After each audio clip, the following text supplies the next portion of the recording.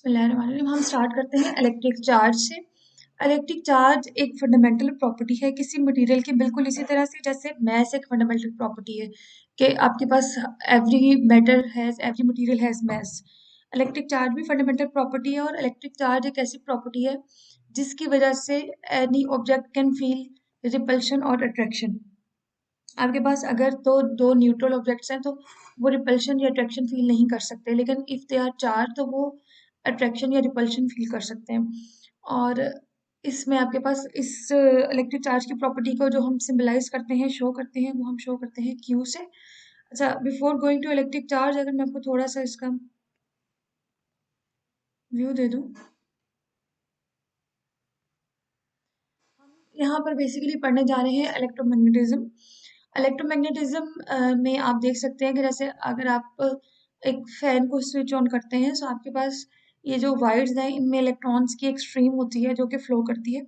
सो आप हमारे पास इन चीज़ों में क्या होता है, इलेक्ट्रिकल एनर्जी आपके पास मैकेनिकल एनर्जी में चेंज हो रही होती है, या अगर आप एक बल्ब को स्विच ऑन करते हैं तो आपके पास इलेक्ट्रिकल एनर्जी जो है वो लाइट एनर्जी में चेंज हो रही है। अगर हम टीवी के रिमोट से कोई बटन ऑन करते हैं तो आपके पास जो इलेक्ट्रोमैग्नेटिक रेज हैं जो कि डिफरेंट चैनल्स अपनी रिलीज कर रहे हैं, उनमें से वो उस पर्टिकुलर फ्रिक्वेंसी की रेज को कैप्चर करती है और आपके पास उस फ्रिक्वेंसी का आपके पास चैनल स्विच होता है। सो इन सारी चीज़ों में हम देखते हैं कि आपके पास इलेक्ट्रॉन जो है वो इन्वॉल्व होते हैं, और इन सब में हमारे पास जो बेसिक फोर्सेस इन्वॉल्व होती हैं वो इलेक्ट्रिक एंड मैग्नेटिक फोर्सेस होती हैं। और इन इलेक्ट्रिक और मैग्नेटिक फोर्सेस जो है ये हमारे पास रिस्पॉन्सिबल होती हैं इन इलेक्ट्रिक चार्जेस और मैग्नेटिक चार्जेस के फ्लो के। अब हम इस कोर्स में जो देखेंगे वो हम इस स्टार्ट हम करेंगे इलेक्ट्रोस्टैटिक्स से, जहाँ पर हम चार्जेस पढ़ेंगे कि चार्जेस क्या हैं, जब वो रेस्ट पे हों तो क्या क्या फिनोमिना हम स्टडी करते हैं, फिर जब चार्ज मूव करना शुरू करते हैं, जब चार्ज रेस्ट पे है तो उसके अराउंड सिर्फ इलेक्ट्रिक फील्ड होगी, फिर जब चार्ज मूव करना शुरू करता है तो आपके पास उसके अराउंड वो करंट प्रोड्यूस करता है, और मूविंग चार्ज में करंट के अराउंड आपके पास एक मैग्नेटिक फील्ड भी प्रोड्यूस होती है। लेटर ऑन हमने ये भी देखा कि आपके पास अगर एक चेंजिंग मैग्नेटिक फील्ड हो तो वो इलेक्ट्रिक फील्ड प्रोड्यूस करती है। और इन सब फिनोमिना से फिर हमें ये पता चला कि आपके पास जो इलेक्ट्रिसिटी और मैग्नेटिज्म है ये एक दूसरे से रिलेटेड है। आप इलेक्ट्रिक चार्जेस के फ्लो करने से इलेक्ट्रिक फील्ड हासिल करते हैं, और उस इलेक्ट्रिक फील्ड के चेंजिंग इलेक्ट्रिक फील्ड से you get the magnetic field, and if you have a changing magnetic field we can get the electric field. Madam, जी जी। अब थोड़ी फास्ट बोल रही है मैडम, समझ नहीं आ रही। अच्छा,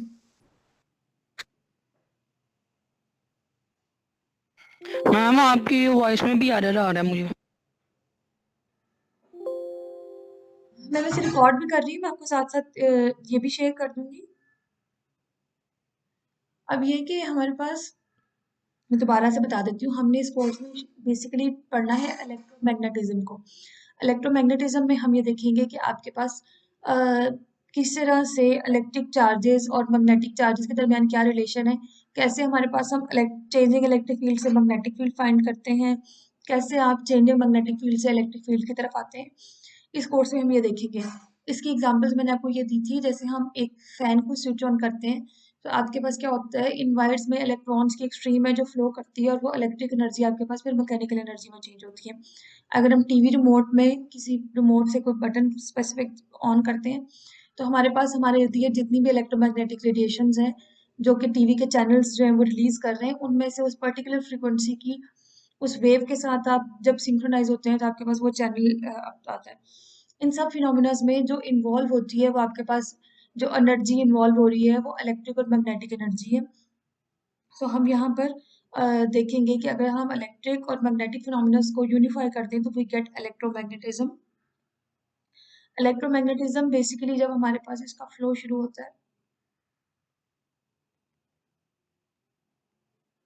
बेसिकली सबसे पहले हमने ग्रीक्स ने सबसे पहले जो है वो इलेक्ट्रिक और मैग्नेटिक चार्जेस को डिस्कवर किया था। फिर हमने ये देखा था कि इलेक्ट्रिक और मैग्नेटिक चार्जेस जो हैं उनकी अट्रैक्शंस कहाँ पर होती हैं, रिपल्शंस कहाँ पर होती हैं। फिर कूलम ने ये डिस्क्राइब किया कि आपके पास जो इलेक्ट्रिक चार्जेस हैं उनके दरमियान जो फोर्स होती है उसे हम कूलम फोर्स कहते हैं, और वो अट्रैक्टिव भी हो सकती है, रिपल्सिव भी हो सकती है। फिर बैटरी डिस्कवर हुई जिससे आपके पास हमें पता चला कि वोल्टेज क्या होती है, वोल्टेज रिस्पॉन्सिबल होती है आपके पास एनर्जी प्रोवाइड करने के लिए, वोल्टेज की वजह से वो एनर्जी प्रोवाइड होती है, वो पोटेंशियल डिफरेंस प्रोवाइड होता है जिसकी वजह से इलेक्ट्रॉन फ्लो करते हैं। फिर ऑर्स्टेड ने ये डिस्कवर किया कि जब आपके पास करंट फ्लो करता है, अगर एक वायर में से करंट फ्लो कर रहा है तो उसके अराउंड एक ऐसी मैग्नेटिक फील्ड प्रोड्यूस हो जाती है कि जिसकी वजह से अगर आप उसको मैग्नेटिक कंपास को उसके करीब लाएं तो वो उसको डिटेक्ट कर सकता है, मैग्नेटिक कंपास जो है वो डिफ्लेक्ट होती है। फिर हमने ये देखा कि आपके पास एम्पेयर ने ये डिस्क्राइब किया था कि आपके पास इलेक्ट्रिक करंट्स की वजह से मैग्नेटिक फील्ड्स प्रोड्यूस होती हैं। और ओहम्स ने ये डिस्कवर किया कि आपके पास इलेक्ट्रिक कंडक्शन कैसे होती है। ये हम बेसिकली स्टार्ट कर रहे हैं कि ग्रीक के दौर से लेकर यूनान, जो पुराना आपके पास एंशियंट टाइम्स है, वहाँ से आहिस्ता आहिस्ता कैसे डेवलपमेंट होती गई। फिर इलेक्ट्रिक मोटर्स डिस्कवर हुई, फिर ये डिस्कवर हुआ कि आपके पास मैग्नेटिक फील्ड, फेराडे ने ये डिस्कवर किया था कि अगर आपके पास मैग्नेटिक फील्ड चेंज होती हैं तो आपके पास करंट इंड्यूस होता है।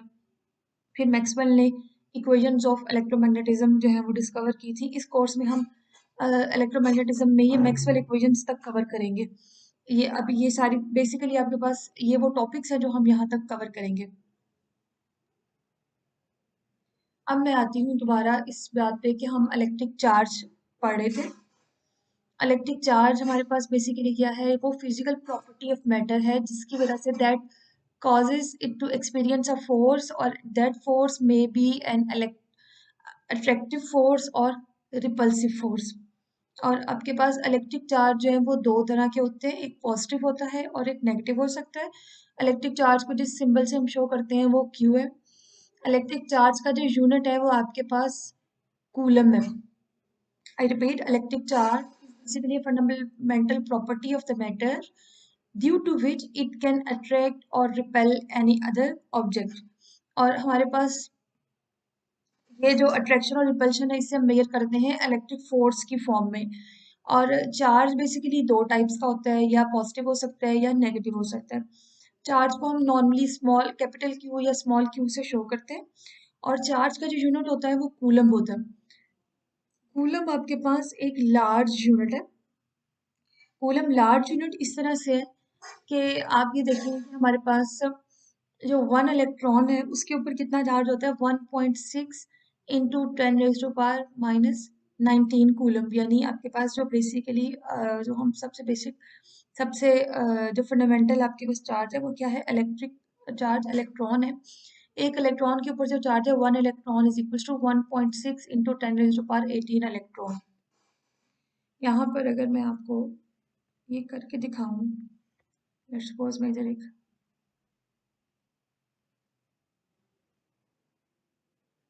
देखिए आपके पास one electron is equals to 1.6 into 10⁻⁻।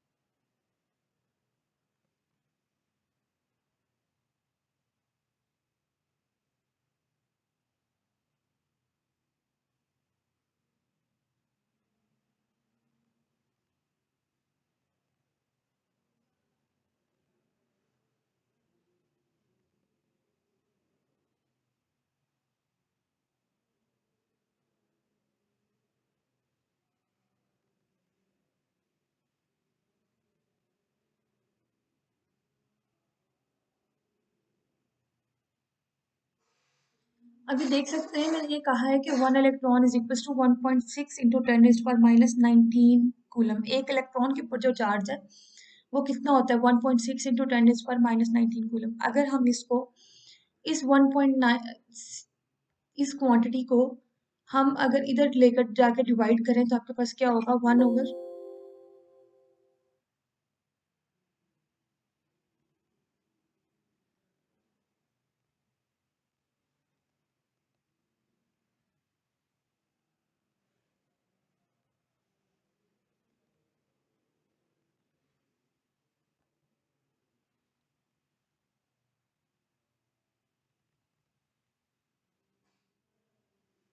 अच्छा,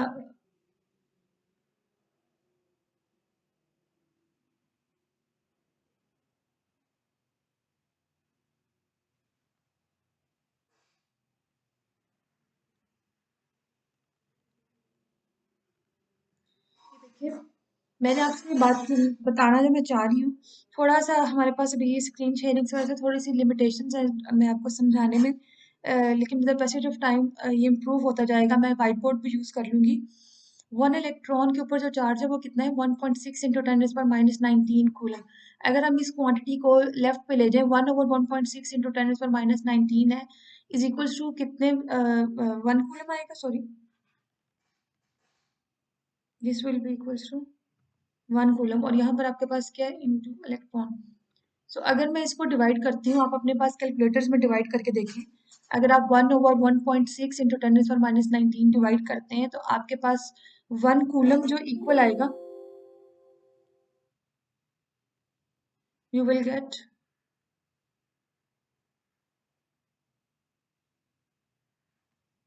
अगर इसे आप सॉल्व करते हैं तो आपके पास आएगा 6 into 10⁻⁴, sorry,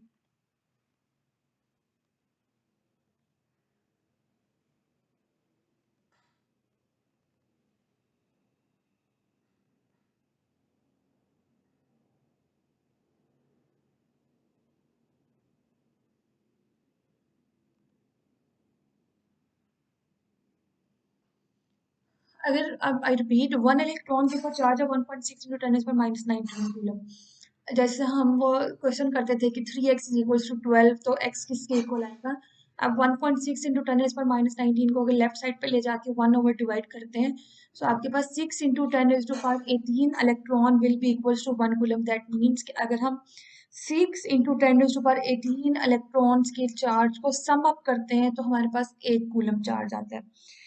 charge is a basic property of matter, जिसकी वजह से कोई अट्रैक्शन या रिपल्शन फील हो सकती है। फिर हम ये कहते हैं कि चार्ज आपके पास नेगेटिव या पॉजिटिव हो सकता है। फिर ये कि बहुत स्मॉल, इसका यूनिट क्या है, कूलम। लेकिन कूलम एक बहुत लार्ज यूनिट है। आपके पास नॉर्मली जो चार्ज ऑब्जेक्ट्स होते हैं उनके ऊपर चार्ज बहुत स्मॉल होता है इसके कंपैरिजन में। क्यों? क्योंकि एक इलेक्ट्रॉन के ऊपर जो चार्ज है वो कितना है, 1.6 इंटू 10⁻⁻19 कूलम। और हमारे पास अगर हम इसको डिवाइड करें तो आपके पास 1/1.6 into 10⁻⁻19 is equals to 1 coulomb है। सो 1 कूलम आपके पास आएगा 6 इंटू 10⁻18 इलेक्ट्रॉन्स। अगर आप 6 इंटू 10⁻18 इलेक्ट्रॉन्स का चार्ज सम अप करते हैं तो यू गेट 1 कूलम। अगर आप अपने एफएससी में किए गिवन न्यूमेरिकल्स वगैरह याद करें तो आपके पास नॉर्मली जितना भी चार्ज होता है वो माइक्रो कूलम में, नैनो कूलम में गिवन होता है, क्योंकि कूलम एक बहुत लार्ज क्वांटिटी है। अगर आप देखिए, जैसे कैपेसिटर्स भी हम पढ़ते थे, उसके ऊपर भी जो चार्ज स्टोर होता था वो हमें माइक्रोवेव में गिवन होता था। अगर हम कूलम्स ला के भी न्यूमेरिकल्स याद कर लें तो हमारे पास नॉर्मली जो चार्ज ऑब्जेक्ट्स होते हैं उन पे चार्ज माइक्रो या नैनो कूलम में होता है, क्योंकि कूलम एक बहुत लार्ज क्वांटिटी है। अच्छा, so electric charge basically scalar quantity है, इसका यूनिट कूलम है।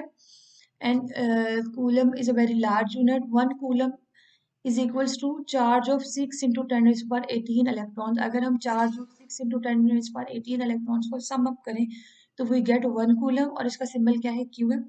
उसके बाद कूलम्स लॉ जो है उसको मैं आज इतनी डिटेल से उस तरह से नहीं बता रही, हमारा फर्स्ट लेक्चर है अभी, मैं आज आपको बहुत ज़्यादा काम नहीं कराऊंगी। अलबत्ता जो वीडियो मैंने आपसे शेयर किया ना एक, वो आप लोग ज़रूर देखना। मैं यहाँ भी देखती हूँ प्ले करूँ, लेकिन यहाँ पर शायद थोड़ा डिस्टॉर्शन आए, आप लोग अपने पास प्ले करके देखना।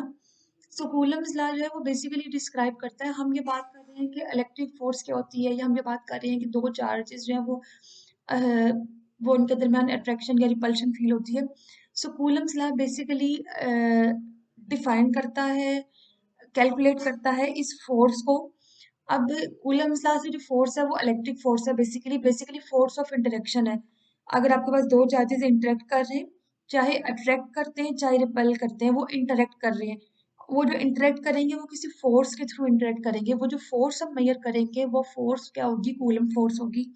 और वो coulomb force can be attractive, can be repulsive. Coulomb's ने ये डिस्क्राइब किया था, उसने ये क्वांटिफाई किया था कि आपके पास दो चार्जेस के दरमियान जो फोर्स होगी वो अट्रैक्टिव और अट्रैक्शन या रिपल्शन तो उसकी क्वालिटी है ना, कि क्वालिटेटिवली हम बता सकते हैं कि ये अट्रैक्टिव है या रिपल्सिव है। वो हम बता सकते हैं कि अगर आपके पास अ, दो लाइक चार्जेस हैं तो वो एक दूसरे को रिपेल करेंगे, और दो अनलाइक चार्जेस हैं तो वो एक दूसरे को अट्रैक्ट करेंगे। This is the qualitative study. लेकिन कूलम्स ने इसकी क्वांटिटेटिव स्टडी बताई थी। उसने ये बताया था हमें कि हमारे पास जो दो चार्जेस हैं उनकी जो फोर्स होगी उनके दरमियान वो क्या होगी।